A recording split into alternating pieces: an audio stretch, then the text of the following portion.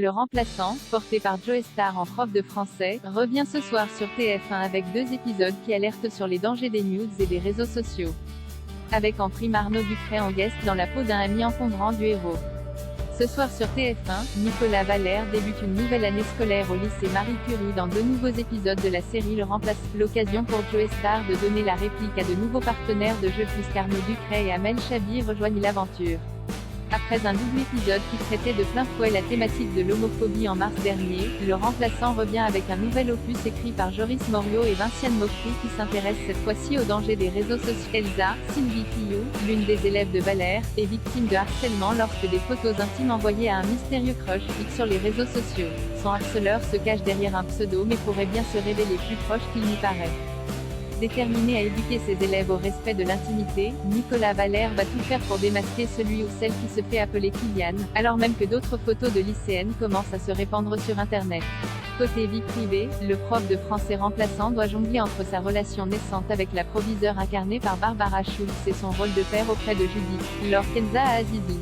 Et pour ne rien arranger, Nicolas va voir débarquer dans sa vie Chris, un vieil ami du genre très encombrant campé par Arnaud Ducret.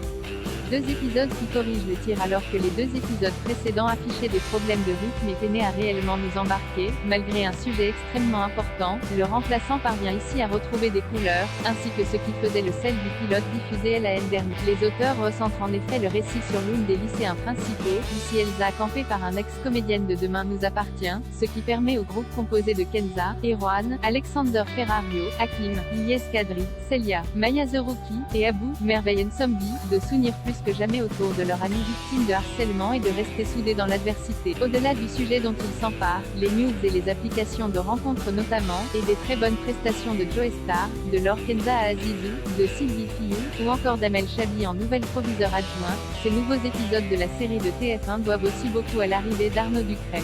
Le comédien, vu récemment dans Mensonges avec Audrey Fleurot, s'invite dans Le Remplaçant. Le temps de cette intrigue et bien semer le chaos dans la vie de Nicolas Valère, mais aussi au lycée, où son comportement plus que limite et sa mauvaise influence pourraient bien faire de sérieux dégâts. Un personnage entre comédie et noirceur qui mène d'ailleurs ce double épisode vers une fin assez inattendue, mais nous n'en dirons pas plus.